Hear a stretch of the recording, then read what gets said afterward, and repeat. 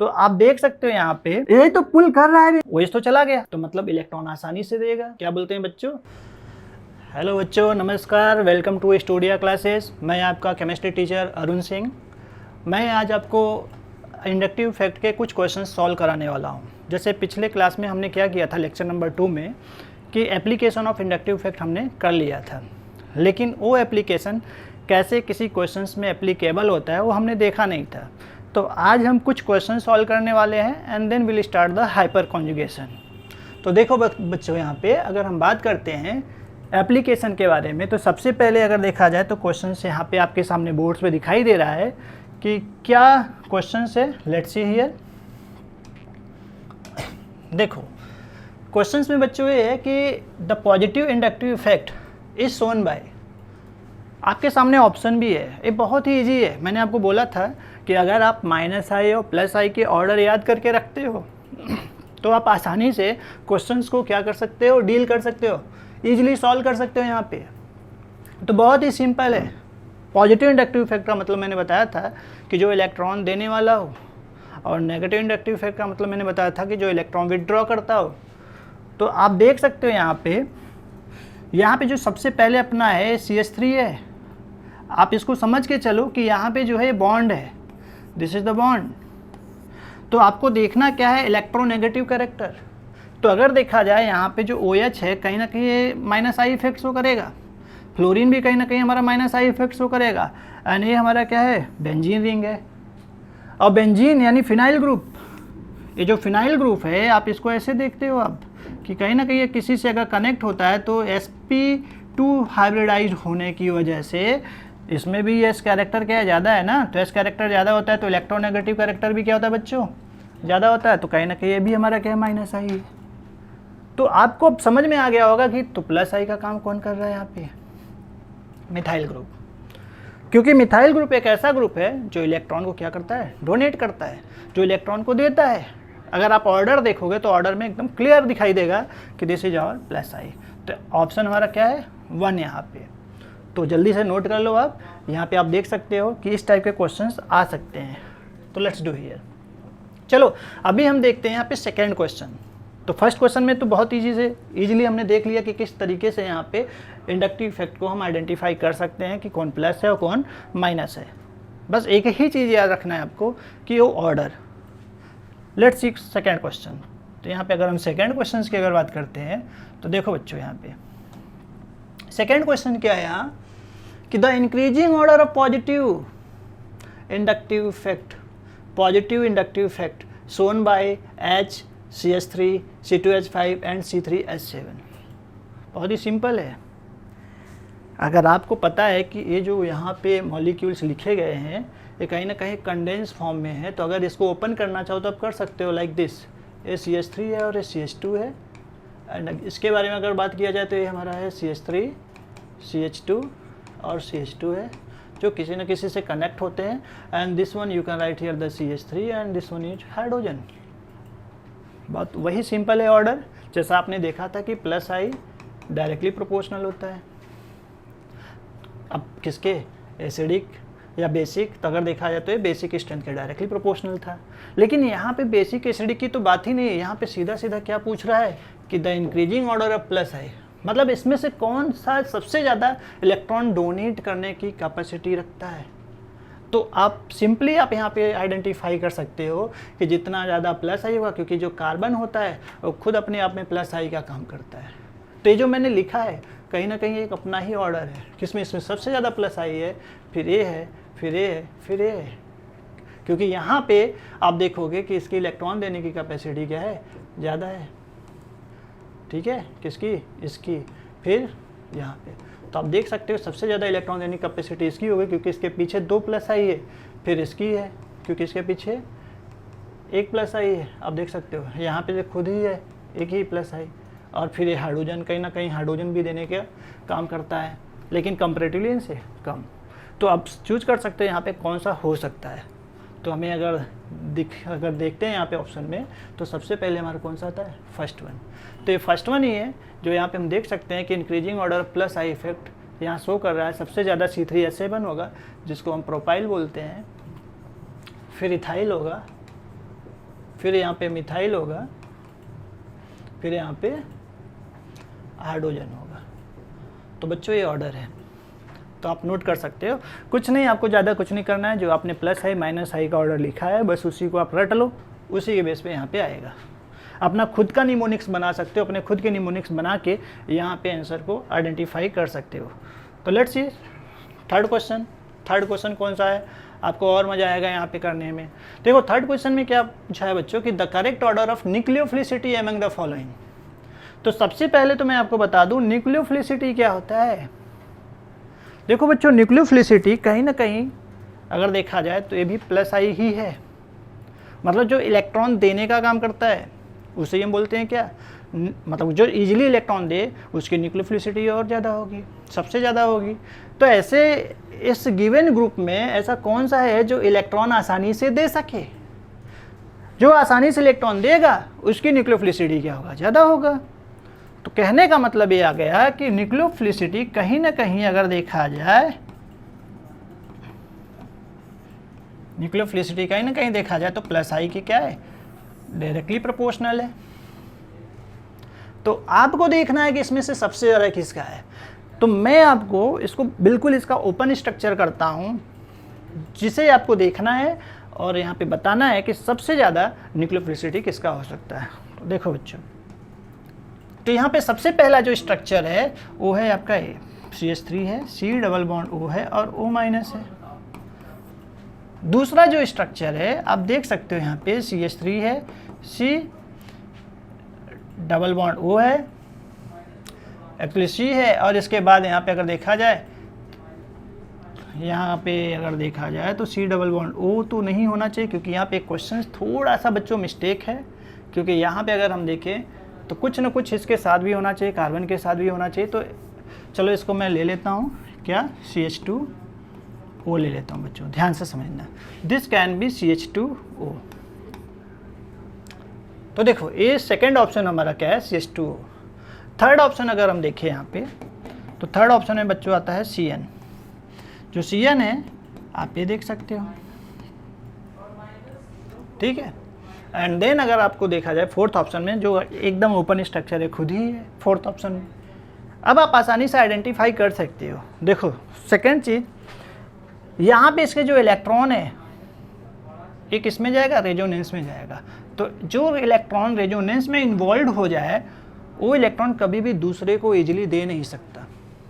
तो इसका मतलब खुद का जो पाई इलेक्ट्रॉन हो खुद के अंदर ही रेजोनेंस में लेके जा रहा है, तो कैसे वो दूसरे को दे पाएगा, बिल्कुल नहीं दे पाएगा। तो इसका मतलब ये है कि ये उतना अच्छा हमारा न्यूक्लियोफिलिसिटी प्रॉपर्टी शो नहीं करेगा। तो चलो सेकंड में देखते हैं। तो सेकंड में जो हम देख रहे हैं यहाँ पे अगर देखा जाए तो इसे हम बोल सकते हैं यहाँ पे कि एक कहीं ना कहीं एक हमारा या तो E3 ग्रुप होगा या तो एल्कोहलिक ग्रुप होगा, जिससे हाइड्रोजन रिलीज हुआ है, ठीक है, और इसे क्या बना दिया, एल्कोक्साइड बना दिया है। तो इसे हम जनरली एल्कोक्साइड भी बोलते हैं, लेकिन यहाँ पे कोई रेजोनेटिंग कैरेक्टर नहीं शो कर रहा है। मतलब ये आसानी से ऊपर से देखा जाए तो यहाँ पे तो ग्रुप माइनस आई का काम कर रहा था इसमें, लेकिन ये जो है प्लस आई का काम कर रहा था। इसमें क्या है, ये भी प्लस आई है, ये भी प्लस आई है, और कहीं ना कहीं इसके पास चार्ज है, तो ये भी इलेक्ट्रॉन देने की काम करेगा। तो अगर देखा जाए तो यहाँ इलेक्ट्रॉन देने का काम कर रहा है। तो इसका मतलब ये है कि यहाँ पे जो हमारा ग्रुप है जिसको मैंने CH2O माइनस कंसिडर किया, तो यहाँ पे कोई रेजोनेटिंग स्ट्रक्चर नहीं फॉर्म हो रहा है। तो इसका मतलब ये गुड न्यूक्लियोफिलिसिटी का काम करेगा। थर्ड में अगर हम देखें तो साइनाइड आयन है। तो जो साइनाइड आयन है हमारे पास, इसमें अगर आप देखेंगे तो कार्बन और नाइट्रोजन के बीच क्या है, ट्रिपल बॉन्ड है। तो मतलब इसमें जो ट्रिपल बॉन्ड है पाई बॉन्ड शिफ्टिंग का काम होता है। अगर यहाँ पे पाई बॉन्ड शिफ्ट होगा तो इसका मतलब यहाँ पे क्या हो सकता है, देखो बच्चों, C ट्रिपल बॉन्ड N है और इसके पास है। अगर मान लो पाई बॉन्ड इसके ऊपर शिफ्ट होता है, मान लो, तो हो जाएगा हमारे पास व्हाट, माइनस, और कहीं ना कहीं इसका इलेक्ट्रॉन फिर इन्वॉल्व हो जाएगा रेजोनेंस में, ठीक है। लेकिन अगर यहाँ पे इन्वॉल्व हो रहा है, यहाँ पे अल्टरनेटिवली अगर देखा जाए उतना प्रॉपर रेजोनेटिंग फॉर्म नहीं हो रहा है जितना प्रॉपर रेजोनेटिंग स्ट्रक्चर इसमें फॉर्म हो रहा था। क्योंकि आपने देखा था वहाँ पे क्या था, C double bond O minus, और यहाँ पे था आपका CH3। तो यहाँ पे एक प्रॉपर रेजोनेटिंग स्ट्रक्चर फॉर्म होता है, लेकिन यहाँ पे उतना तो है नहीं। तो कहीं ना कहीं ये भी एक न्यूक्लियोफिलिसिटी प्रॉपर्टी शो करेगा क्योंकि उतना प्रॉपर इसमें रेजोनेंस स्ट्रक्चर पॉसिबल है ही नहीं। तो इसका मतलब ये है कि जो साइनाइड ग्रुप है कहीं ना कहीं एक इलेक्ट्रॉन देने का काम करेगा, लेकिन यहाँ पे एस कैरेक्टर होने की वजह से, एस परसेंटेज होने की वजह से कंपैरेटिवली इससे कम इलेक्ट्रॉन डोनेट करेगा। तो इसकी जो प्लस आई इफेक्ट है क्या है, ज़्यादा है किससे, इस साइनाइड ग्रुप से। साइनाइड ग्रुप से क्या है, ज़्यादा है। और इसमें तो क्या है कि खुद ही एक माइनस आई का काम इसलिए कर रहा है कि इसमें आप देख सकते हो कई बार रेजोनेटिंग स्ट्रक्चर फॉर्म हो रहा है, और ये ऑक्सीजन तो देगा नहीं, क्योंकि यहाँ पे यहाँ जाएगा, अगर इसका जो पाई इलेक्ट्रॉन है अगर यहाँ पे शिफ्ट हो रहा है, ये जो नेगेटिव चार्ज वाला पार्ट देख रहे हो, तो इसका जो पाई इलेक्ट्रॉन है कहाँ जाएगा, ऊपर जाएगा। क्योंकि आपको पता है कि सल्फर 6 बॉन्ड ही फॉर्म कर सकता है, मोर देन 6 नहीं करता, क्योंकि इसका एक्सपेंडेड जो फॉर्म होता है वो 6 तक जा सकता है, नॉट मोर देन 6। तो ऑलरेडी यहाँ पे आप देख सकते हो कि सल्फर के पास 6 ऑलरेडी है, कहाँ, यहाँ 2 है, यहाँ पे 2 है, यहाँ पे 1 है और यहाँ पे 1 है। और सल्फर के साथ कहीं ना कहीं बेंजीन रिंग भी है, तो बेंजीन भी अपनी ओर इलेक्ट्रॉन जब पुल करेगा तो कहीं ना कहीं यहाँ पे इलेक्ट्रॉन इसका इधर चला जाएगा। यही तो पुल कर रहा है बेंजीन रेजोनेटिंग स्ट्रक्चर होने की वजह से, साथ में रेजोनेटिंग स्ट्रक्चर इनके बीच में भी हो रहा है। तो कहीं ना कहीं अगर देखा जाए तो ये इलेक्ट्रॉन उतना अवेलेबल नहीं होगा जितना की इलेक्ट्रॉन इनका और इनका अवेलेबल है। तो सबसे इम्पॉर्टेंट पार्ट है कि आपको 2 चीज़ें देखना है कि ऐसे कौन से मॉलिक्यूल है जो रेजोनेंस में जा रहा है और ऐसे कौन से मॉलिक्यूल है जो रेजोनेंस में नहीं जा रहा है। तो यहाँ पे 2 ऐसे मॉलिक्यूल है जो रेजोनेंस में जा रहा है, तो ऐसे केस में कह सकते हैं उनकी न्यूक्लियोफिलिसिटी क्या हो जाएगी, कम हो जाएगी। देखो फिर से बता रहा हूँ, ऐसे 2 मॉलिक्यूल है जो रेजोनेंस में जा रहे हैं, ठीक है, यहाँ पे first and fourth one resonance में जा रहे हैं, इसलिए इनकी न्यूक्लियोफिलिसिटी कम हो जाएगी, क्योंकि इनके जो इलेक्ट्रॉन है नेगेटिव के खुद के अंदर रेजोनेंस के स्ट्रक्चर में जाएंगे, ठीक है। अब अगर देखा जाए सेकंड की, तो सेकंड में रेजोनेटिंग स्ट्रक्चर फॉर्म नहीं हो रहा है, जैसा कि मैंने आपको यहाँ पे स्ट्रक्चर दिखा दिया था। फिर थर्ड में है यहाँ पे क्या, हमारे पास देखा जाए तो पाई बॉन्ड है, पाई बॉन्ड तो है, पाई बॉन्ड शिफ्ट कराया जा सकता है, लेकिन उतना प्रॉपर रेजोनेटिंग स्ट्रक्चर इसमें तो है ही नहीं, क्योंकि सेकंड एटम अल्टरनेटिव अगर देखा जाए डबल बॉन्ड फॉर्म करने का जो होता है प्रॉपर्टी उसमें है ही नहीं। इसका मतलब कि यहाँ पे ये भी अपना इलेक्ट्रॉन देने के लिए अवेलेबल है, जैसे ए वैसे ए भी। तो इसमें बोला है करेक्ट ऑर्डर ऑफ न्यूक्लियोफिलिसिटी, तो ऑर्डर आपका क्या होगा, सबसे पहले अगर देखा जाए तो सेकेंड आ जाएगा, फिर उसके बाद कौन सा होगा, थर्ड आ जाएगा, एंड देन आप लिख सकते हो 1 एंड देन लास्ट 1, क्योंकि लास्ट में तो कई बार रेजोनेटिंग स्ट्रक्चर हो रहा है कंपैरेटिवली फर्स्ट से भी। तो अगर देखा जाए तो जो फर्स्ट है उसमें रेजोनेंस कम हो रहा है, फोर्थ में रेजोनेंस कई बार हो रहा है, जैसे यहाँ पे भी हो रहा है, यहाँ पे भी हो रहा है अगर देखा जाए। और इसको अगर हटा भी देते हो तो यहाँ पे अगर शिफ्ट हो रहा है तो इसके बीच में भी हो रहा है, और कहीं ना कहीं बेंजीन में अगर देखा जाए इसके बॉन्ड को अगर ऐसे लिखते हैं तो ये भी रेजोनेंस में इन्वॉल्व होगा, तो इसमें कई बार रेजोनेंस हो रहा है, तो रेजोनेंस इसमें कम है और इसमें क्या ज़्यादा है। तो this will be your order. तो लिख लो बच्चों फटाफट, दिस इज योर आंसर। ये आंसर लिख लो, फिर उसके बाद हम नेक्स्ट क्वेश्चन पे चलते हैं। तो देखते हैं नेक्स्ट क्वेश्चन क्या है। लेट्स सी बच्चों, नेक्स्ट क्वेश्चन हमारा है यहाँ पर, the compound which gives the most stable carbocation on dehydration. अब यहाँ पे देखो, आपने पढ़ा था कि प्लस आई डायरेक्टली प्रोपोर्शनल होता है किसके, अगर देखा जाए तो बेसिक कैरेक्टर के, और माइनस आई डायरेक्टली प्रोपोर्शनल होता है किसके, एसिडिक कैरेक्टर के। लेकिन ये तो रिएक्शन है एक टाइप का, the compound which gives the most stable carbocation on dehydration.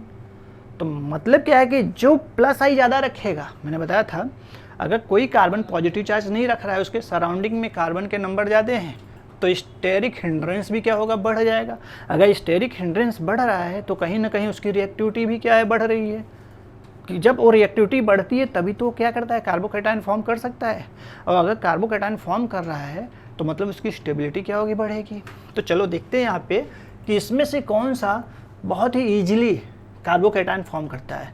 तो इसका एक ऑर्डर होता है, याद रखना बच्चों, यहाँ पे वो ऑर्डर क्या है, 3 डिग्री, 2 डिग्री एंड 1 डिग्री।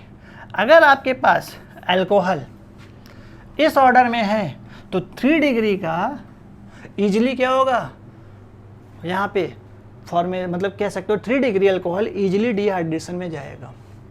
और जब वो ईजिली डिहाइड्रेशन में जाएगा तो ऑब्वियसली अगर देखा जाए तो कार्बोकैटायन फॉर्म कर सकता है वहाँ पे। तो लेट्स सी कौन सा पूछा है कि the compound which gives most stable carbocation on dehydration. तो देखो बच्चों, इसकी स्ट्रक्चर में सबके राइट कर रहा हूँ, ओपन स्ट्रक्चर, जिससे आपको एक क्लियर आइडिया मिल जाएगा। अभी मैंने जो ऑर्डर बताया only you have to follow that, 3 degree 2 degree and 1 degree. तो फर्स्ट अगर देखा जाए तो हमें देखना क्या है कि OH ग्रुप किससे कनेक्ट है, कौन से कार्बन से कनेक्ट है, प्राइमरी है, सेकेंडरी है, टर्सरी है। लेकिन इसको भी एक्सप्लेन करने से पहले तो थोड़ा सा आइडिया मैं दे देता हूँ आपको कि ये टर्सरी क्या है, सेकेंडरी क्या है, प्राइमरी क्या है, जैसा कि मैंने सेकंड लेक्चर में आपको बता के रखा था। देखो, अगर हाइड्रोक्सिल ग्रुप उस कार्बन से कनेक्ट हो जिसके साथ अदर 1 ही कार्बन कनेक्ट हो, तो ऐसे हम अल्कोहल को 1 डिग्री अल्कोहल कहते हैं। देखो, हमें उस कार्बन को देखना है जिससे हाइड्रोक्सिल ग्रुप कनेक्ट हो। तो हाइड्रोक्सिल ग्रुप किससे कनेक्ट है, इससे, और ये कार्बन किससे कनेक्ट है, इससे। तो ये कार्बन कितने कार्बन से कनेक्ट है, only 1, and that's why this becomes 1 degree. तो इसको मैं फिर से लिख रहा हूँ, ध्यान से बस देखना, CH3 CH2 और OH। अब देख सकते हैं यहाँ पे, तो hydroxyl group is connected with this carbon and which is connected with another 1 carbon, so this will be your 1 degree. अगर यही हाइड्रोक्सिल ग्रुप इस कार्बन से कनेक्ट है जो 2 अदर कार्बन से हो, तो how you can explain hydroxyl group when connected with secondary carbon and secondary carbon is those carbon which is connected with 2 other carbon. तो आप देख सकते हो ये जो कार्बन है जिससे हाइड्रोक्सिल ग्रुप कनेक्ट है वो कितने अदर कार्बन से कनेक्टेड है, 2, and that's why it becomes secondary. And tertiary क्या होता है कि hydroxyl group is connected with those carbon which is connected with 3 other carbon, जो 3 अदर कार्बन के साथ क्या हो बच्चों, कनेक्ट हो। तो ऐसे कार्बन को हम क्या बोलेंगे, 3 डिग्री। तो दिस इज योर ऑर्डर। एक बात और बताना चाहूँगा, हमें सिर्फ उसी कार्बन को देखना है जिसके साथ हाइड्रोक्सिल ग्रुप हो, याद रखना। क्योंकि अब अगर ऐसा आ जाए कि CH3 CH2 CH2OH और आप देखो कि भाई जिस कार्बन से हाइड्रोक्सिल ग्रुप कनेक्ट है, अब ऐसा मत बोल देना वो 2 कार्बन से कनेक्ट है। अरे नहीं, आपको पता चलना चाहिए कि हमें यहाँ डिग्री निकालना है, और डिग्री हम तभी निकालते हैं जिस कार्बन से हाइड्रोक्सिल ग्रुप कनेक्ट हो उसको देखना है वो कितने से कनेक्ट है। एक कार्बन तो इससे कनेक्ट है ना, तो उसको हम डिग्री में थोड़ी कंसिडर करेंगे। हमें देखना है कि ये जो कार्बन है जिससे हाइड्रोक्सिल ग्रुप कनेक्ट है, ये कार्बन कितने कार्बन से कनेक्ट है, तो this is connected with only 1। तो आप देख सकते हो यहाँ पे सिर्फ एक ही कार्बन से कनेक्ट है, and that's why we can say here कि दिस इज योर 1 डिग्री। क्योंकि ये जो कार्बन है ये 1 डिग्री ऑफ कार्बन से मतलब 1 डिग्री इसलिए है क्योंकि अनदर 1 से ही कनेक्टेड है। आपको ये बस दिमाग में रखना है। तो चलो अब देखते हैं कि ये मैंने आपको समझा दिया है, नोट कर लो, and then will try to solve the question. ठीक, तो चलो देखते हैं 1 बाय 1 करके।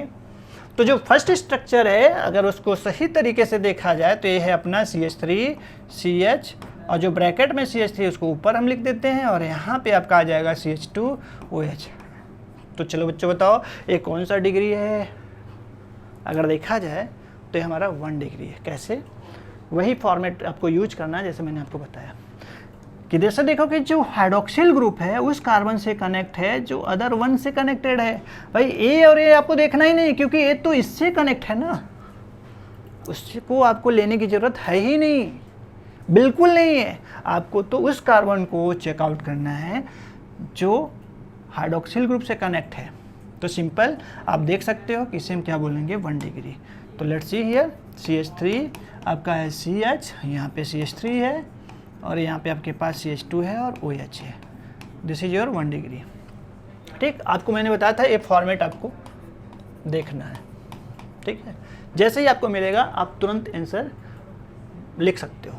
सेकंड है आपका इस तरीके से, CH3 है, C है, आप देख सकते हैं यहाँ पे CH3 है और यहाँ पे CH3 है। शायद आप समझ गए होंगे कौन सा है, फटाफट बताओ कौन सा है। तो देखो ये हमारा 3 डिग्री है। क्यों 3 डिग्री है, क्योंकि हाइड्रोक्सिल ग्रुप जिस कार्बन से कनेक्ट है वो 3 अदर से कनेक्ट है। तो जिसमें प्लस आई ज़्यादा होगा उसकी डिहाइड्रेशन क्या होगी, ज़्यादा होगी, सिंपल। अब देखो जो यहाँ पे थर्ड वाला पार्ट है वो तो सीधा सीधा दिख रहा है कि हमारा क्या है, प्राइमरी है, CH3 है, CH2 है, CH2 है और CH2OH है। देख सकते हैं हमारा क्या है, प्राइमरी। क्योंकि स्ट्रेट चेन है तो हाइड्रोक्सिल ग्रुप जिस कार्बन से कनेक्ट है वो अदर वन से कनेक्ट है, this is your primary. And then fourth जो है अगर देखा जाए वो है हमारा बच्चों CH3 CHOH और यहाँ पे CH2 है और CH3 है, ठीक। तो आप देख सकते हो this is your secondary, because कि यहाँ पे जो हाइड्रोक्सिल ग्रुप है उस कार्बन से कनेक्ट है जो 2 अदर कार्बन से देख सकते हो कनेक्टेड है। ये जो कार्बन है ना, एक देखो इधर कनेक्ट है और एक इधर कनेक्ट है, and that's why it will be secondary. तो अब ऑर्डर सबसे पहले इसको देखना है और फिर उसके बाद जो सिमिलर होगा उसमें कंपेयर कर लेना है। जैसे आपको मैं बताऊं कि ये भी हमारा क्या है 1 डिग्री है और ये भी हमारा क्या है 1 डिग्री है, ठीक है, 1 डिग्री है और ये 1 भी डिग्री, दूसरा यहाँ पे तीसरा वाला भी क्या है 1 डिग्री है, लेकिन ये क्या है 3 डिग्री। तो मैंने क्या बताया कि सबसे पहले आपको देखना है डिग्री एंड देन कंपेयर करना है प्लस आई, और उससे ही पहले आप देखो हर एक में कार्बन कितने हैं, 1 2 3 4, इसमें भी कितने 1 2 3 4, इसमें भी कितने 1 2 3 4, इसमें कितने 1 2 3 4, मतलब ये एक दूसरे के आइसोमेरिक फॉर्म में। आइसोमेरिक फॉर्म का मतलब ये होता है कि compounds which have same molecular formula but different structural formula, that is called isomer. तो यहाँ पे जो आइसोमेरिक फॉर्म है इस एल्कोहल का आप देख सकते हो, तो सबसे पहले कौन डिहाइड्रेशन में जाएगा, दिस वन। क्यों, क्योंकि इसमें जो है कार्बन देख सकते हो हाइड्रोक्सिल ग्रुप के पास है तो स्टेरिकली रिपेल करेगा और प्लस आई बढ़ रहा है तो OH के निकलने का चांस क्या है, बढ़ेगा। तो जब OH के निकलने का चांस बढ़ जाएगा तो ये आसानी से क्या करेगा, कार्बोकैटायन फॉर्म कर लेगा इस तरीके से। तो CH3 यहाँ पे आ जाएगा CH3 और यहाँ आ जाएगा CH3 और ये हो जाएगा क्या, प्लस, देख सकते हो। फिर उसके बाद OH तो चला गया, फिर उसके बाद आपका देखना है सेकेंडरी में, क्योंकि ये तो प्राइमरी है, ये भी प्राइमरी है, फिर सेकेंडरी है। यहाँ पे भी देख सकते हो इधर और इधर दो साइड में बल्कि ग्रुप है, हाइड्रोजन तो क्या है लाइटर ग्रुप होता है। फिर इसमें भी आप देखोगे ये भी आसानी से क्या करेगा, CH3, यहाँ पे CH के पास क्या आ जाएगा plus, and then CH2 and CH3 हो जाएगा, देख सकते हो। तो हमें 2 ऑप्शन तो यहाँ पे इजीली मिल गए। फर्स्ट वन कौन सा है, अगर हम देखें तो दिस वन, यानी 2 आंसर आप लिख सकते हो, इसमें सबसे ज़्यादा होगा। एंड देन आप कौन सा लिख सकते हो यहाँ पे, फोर्थ वन, तो फोर्थ का होगा। अब आपको कंपेयर करना है किसमें, पहले केस में और तीसरे केस में, यानी इसमें और इसमें कंपेयर करना है आपको। अब देखो बच्चों, ये जो हमारा फर्स्ट केस है ये भी हमारा क्या है, प्राइमरी ही है, लेकिन यहाँ पे DNP आ गया रूल। DNP रूल क्या होता है, इसे बोलते हैं distance number and power rule. ये क्या होता है भाई, अगर प्लस आई का डिस्टेंस कम है तो मतलब इलेक्ट्रॉन आसानी से देगा, और इलेक्ट्रॉन आसानी से अगर दे रहा है तो OH आसानी से निकलेगा। नंबर तो बाद में हम देखेंगे कि कितना वहाँ पे ज़्यादा प्लस आई है और माइनस आई है। तो अगर देखा जाए हर एक में प्लस आई के नंबर यानी कार्बन के नंबर सेम है, और किसका पावर ज़्यादा है, किसकी इलेक्ट्रॉन देने की कैपेसिटी ज़्यादा है, किसकी इलेक्ट्रॉन लेने की कैपेसिटी ज़्यादा है, तो हम पावर में देखेंगे। यहाँ पे एक ही चीज़ है, यहाँ पे डिस्टेंस की बात। अगर यहाँ पे हम देखें इसमें सारे के सारे कार्बन स्ट्रेट लाइन में है, लेकिन यहाँ पे 3 कार्बन क्या स्ट्रेट में है और एक कार्बन जो है यानी 1 कार्बन जो है हमारा इसके किस कार्बन पे नंबर पे है, सेकेंड। तो यहाँ पे जो सेकेंड कार्बन पे मिथाइल ग्रुप आ जा रहा है, इसकी वजह से इसकी इलेक्ट्रॉन देने की जो कैपेसिटी है वो बढ़ रही है। यहाँ तो अगर देखा जाए तो सेकेंड, थर्ड, फोर्थ मिल रहा है, स्ट्रेट चेन में जा रहा है। तो स्ट्रेट चेन में इसके पास इलेक्ट्रॉन तो फ्लो में तो आ नहीं रहे, मतलब यहाँ पे एक तरीके से अगर देखा जाए तो सीक्वेंस में आएगा, लेकिन यहाँ पे क्या है, ये भी इलेक्ट्रॉन देगा, ये भी इलेक्ट्रॉन देगा साइमल्टेनियसली, और ये इलेक्ट्रॉन आसानी से किसको दे रहा है, इसको दे रहा है, और इसकी वजह से OH निकल सकता है। तो यहाँ पे डिस्टेंस इसके और इसके बीच क्या है, कम है, इसके और इसके बीच, और यहाँ पे अगर डिस्टेंस देखा जाए इसके बीच क्या थोड़ा सा ज़्यादा है। तो आपको सिर्फ माइंड में रखना है DNP रूल। तो यहाँ पे DNP रूल की वजह से E वाला जो कार्बन है आसानी से क्या होगा, डिहाइड्रेट हो जाएगा और कार्बोकेटायन फॉर्म करेगा आफ्टर दिस वन। तो इसका मतलब हमारा जो आंसर है देन कौन सा आने वाला है, फर्स्ट, एंड लास्ट में कौन सा आएगा, थर्ड। अगर आपको समझ में नहीं आया है तो आप मेरे से पूछ सकते हो। और सेकेंड चीज़, ये जो मैंने रूल्स बताए हैं इसको नोट कर लो, ठीक है। चलो अभी हम नेक्स्ट क्वेश्चन करते हैं, इसके ऊपर देखते हैं है क्या। Let's see. अब देखो बच्चों, हमारा जो नेक्स्ट क्वेश्चन आ रहा है, ये आ रहा है shifting of electron of multiple bond under the influence of a reagent, ठीक है, रिएजेंट। अब जाहिर सी बात है शायद आपने इसको पढ़ा नहीं है उतना, लेकिन फिर भी मैं आपको बता दूं कि मल्टीपल बॉन्ड हम किसको बोलते हैं। मल्टीपल बॉन्ड का मतलब होता है कि जब टू एटम्स के बीच में डबल बॉन्ड हो या तो ट्रिपल बॉन्ड हो, that we can say multiple bond. तो जाहिर सी बात है अगर डबल बॉन्ड या ट्रिपल बॉन्ड की शिफ्टिंग अगर होती है तो उसे हम बोलते हैं इलेक्ट्रोमेरिक इफेक्ट। क्या बोलते हैं बच्चों, इलेक्ट्रोमेरिक इफेक्ट। क्योंकि इलेक्ट्रोजोमेरिक इफेक्ट होता है वो टेम्परेरी इफेक्ट होता है, जिसके बारे में हम अभी पढ़ने वाले हैं। वो टेम्परेरी इफेक्ट है जो जनरली अगर देखा जाए तो अनसैचुरेटेड हाइड्रोकार्बन्स में हम देख सकते हैं जो डबल और ट्रिपल बॉन्ड रखता है। तो आप समझ गए होंगे कि अनसैचुरेटेड अगर हाइड्रोकार्बन्स में अगर इस तरीके का पाई बॉन्ड शिफ्टिंग हो रहा है तो उसे हम बोलते हैं क्या है, इलेक्ट्रोमेरिक। तो इलेक्ट्रोमेरिक में कौन सा ऑप्शन है, सेकंड। तो आपको फटाक से लगा देना है सेकंड, क्योंकि जब मल्टीपल बॉन्ड की अगर देखा जाए इन्फ्लुएंस ऑफ रिएजेंट, किसी रिएजेंट के इन्फ्लुएंस की वजह से अगर मल्टीपल बॉन्ड शिफ्ट होना स्टार्ट हो जाता है, that would be the temporary, and so we can say here कि that can be E effect, that is also known as electromeric effect. You can note it, ठीक। तो note कर लो फटाक से। अब हम नेक्स्ट यहाँ पे देखने वाले हैं कौन सा है क्वेश्चन, लेट्स सी। अब देखो ये मज़ेदार क्वेश्चन है, बहुत ही अच्छे। बच्चों बताओ बताओ बताओ बताओ फटाफट बताओ कि यहाँ पे क्या है क्वेश्चन। तो minus I effect is shown by, तो माइनस आई क्या है, बस वही ऑर्डर आपको देखना है इंडक्टिव इफेक्ट का जो इसके फर्स्ट लेक्चर में मैंने आपको दे के रखा था। तो आपको बताना क्या है यहाँ पे कि माइनस आई इफेक्ट कौन दिखाएगा यहाँ पे। बहुत ही कॉमन, बहुत ही कॉमन है। आप देख सकते हो यहाँ पे माइनस आई के लिए अगर सही मायने में देखा जाए तो ए भी हमारा क्या है, प्लस आई है। ए भी देखा जाए तो क्या है, प्लस आई है। ए भी देखा जाए तो क्या है, प्लस आई है। भाई इधर के जो है बॉन्ड है, don't go on that, that's a bond, किसी और के साथ वो कनेक्ट है ऐसा शो हो रहा है। तो आपको देखना क्या है कि यहाँ पे कौन कौन माइनस आई का काम कर रहा है। तो यहाँ तो ये तीनों तो प्लस आई का काम कर रहे हैं, माइनस आई तो है नहीं, बचा कौन, COH। क्यों, क्योंकि इसमें इलेक्ट्रॉन पुलिंग है, क्योंकि यहाँ पे डबल बॉन्ड O है और H है। आप देख सकते हैं अगर किसी से बॉन्ड कनेक्टेड भी है तो if this will pull the electron, जैसे ही ऑक्सीजन ऊपर इलेक्ट्रॉन पुल करेगा ये माइनस हो जाएगा, कार्बन के पास बेचारे के पास प्लस हो जाएगा। तो ऑब्वियसली अगर देखा जाए तो यहाँ इनके बीच पोलरिटी बढ़ जाएगी। अगर पोलरिटी बढ़ेगी तो आसानी से हाइड्रोजन अपना इलेक्ट्रॉन लूज करके निकल जाएगा और वो बॉन्ड कहाँ शिफ्ट होगा, इसके बीच, ठीक है। अगर आपको लग रहा है कि ऐसे कैसे हो सकता है तो मैं आपको एक थोड़ा सा और भी एक्सप्लेन कर देता हूँ। होता क्या है कि इस ऑक्सीजन के पास आप देखोगे लोन पेयर इलेक्ट्रॉन भी होते हैं। अगर ये बॉन्ड वहाँ शिफ्ट हुआ तो इसके पास जैसे ही प्लस आएगा तो इसका लोन पेयर इलेक्ट्रॉन इन्वॉल्व होगा बॉन्ड फॉर्मेशन में।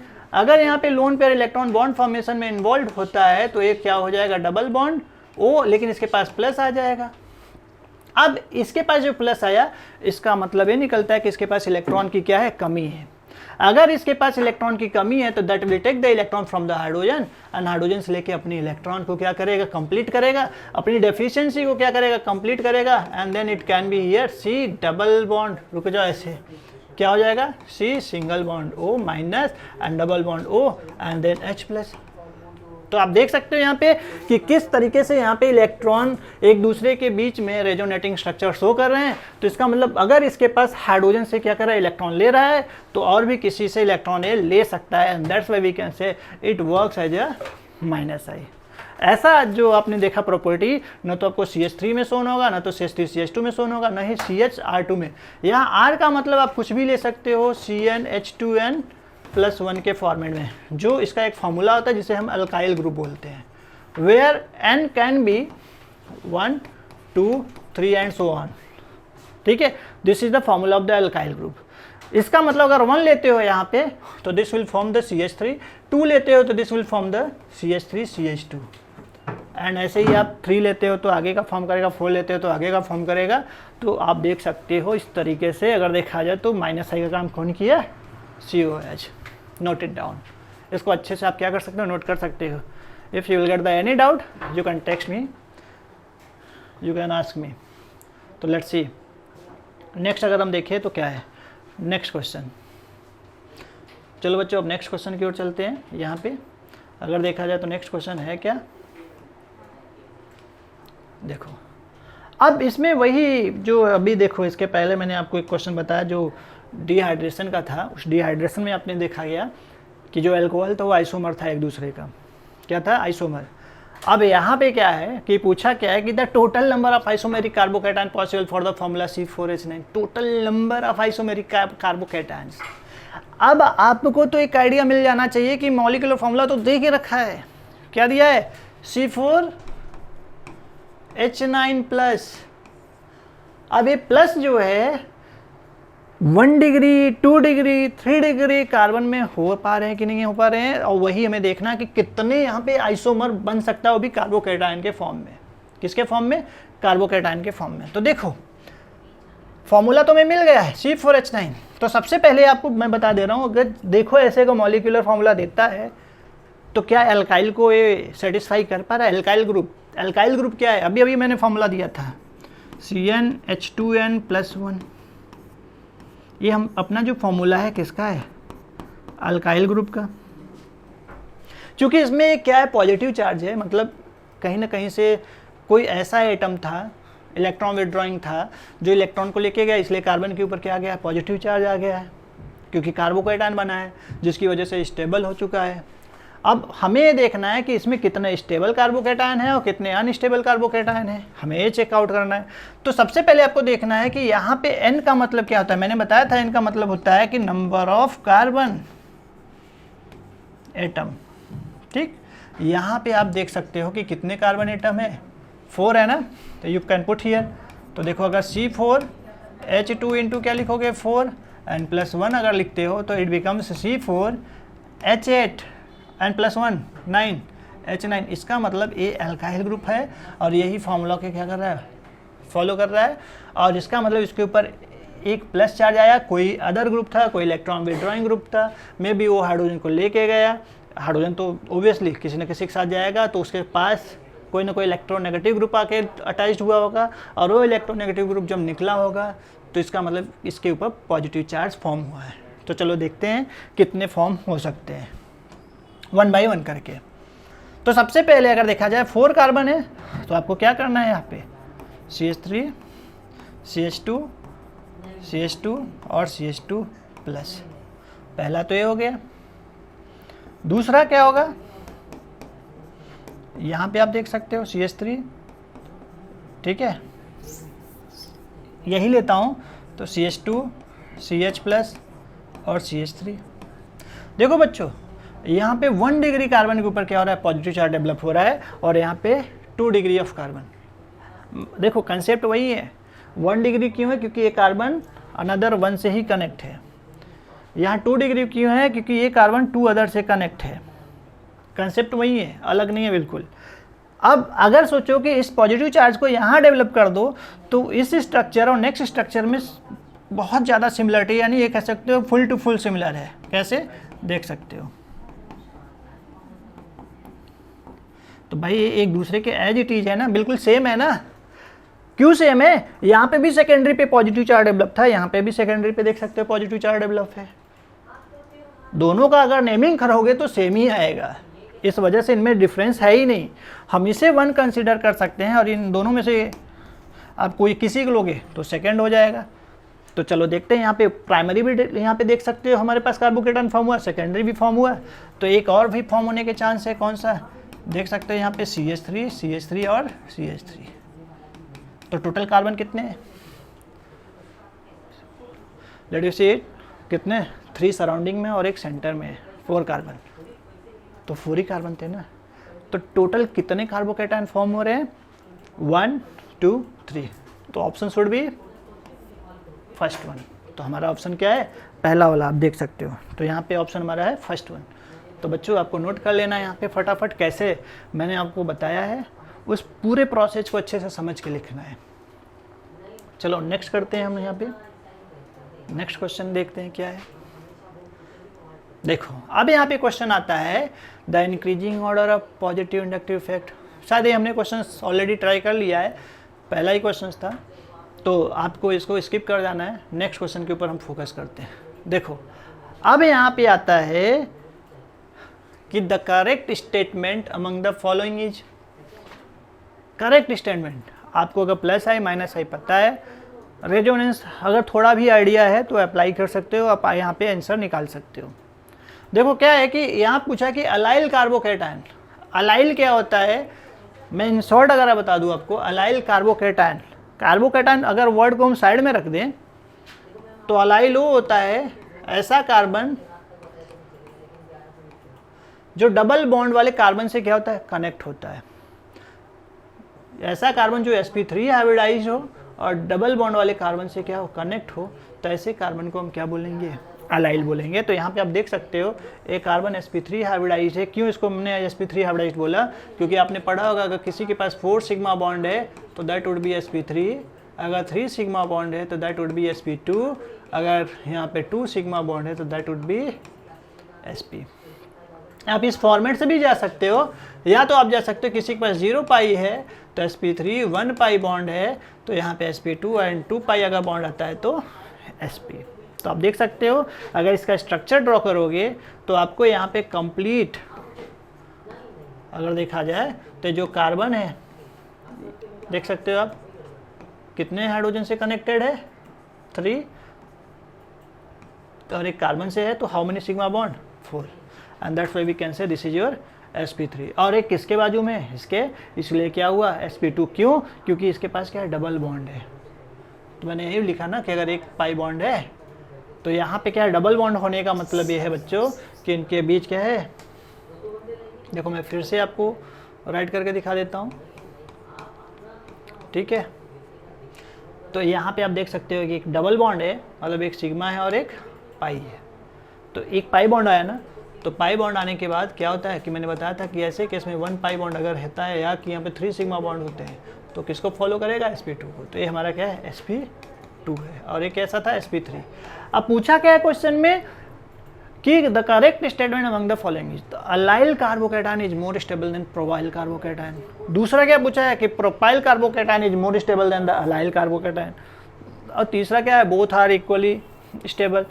एंड फोर्थ क्या है, नन ऑफ दीज। तो सबसे पहले आपको यहाँ पे अलाइल और प्रोपाइल कार्बोकेटायन को फॉर्म कर लेना है, ठीक। तो देखो अलाइल कार्बोकेटायन का तो ऑलरेडी स्ट्रक्चर दे के रखा है, CH2 है, डबल बॉन्ड है बच्चों, CH है और यहाँ पे क्या है, CH2 है, तो आप देख सकते हो अलाइल है। प्रोपाइल कार्बोकेटायन क्या है बच्चों, आप यहाँ पे ये देख सकते हो, this is your propyl, this is your propyl carbocation, this is your allyl carbocation. दोनों में नंबर ऑफ कार्बन क्या है, सेम है, देख रहे हो ना।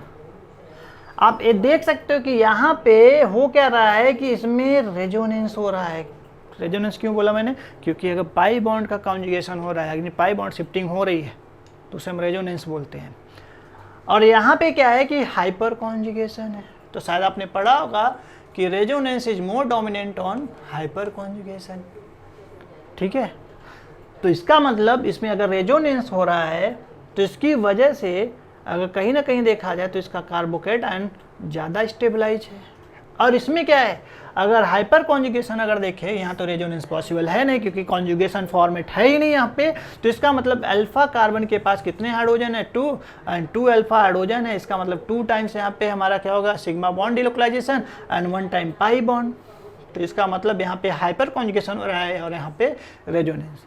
तो इस वजह से रेजोनेंस वाला जो फॉर्मेट है वो ज़्यादा डोमिनेंट है इसके ऊपर। हेंस वी कैन से कि first option is correct, allyl carbocation is more stable than the propyl carbocation. Second option तो हो गया गलत, क्योंकि यहाँ पे अगर हम देखें तो क्या क्वेश्चंस में बोला है, propyl carbocation is more stable then allyl, जो कि पॉसिबल ही नहीं है क्योंकि अलाइल की बात कर लिया, ये हमारा अलाइल ही है। अब बोथ आर इक्वली तो होगा ही नहीं क्योंकि अभी आपने कंपेयर कर लिया, नन ऑफ दिस की तो बात ही नहीं है। तो नोट कर लो आप, नोट कर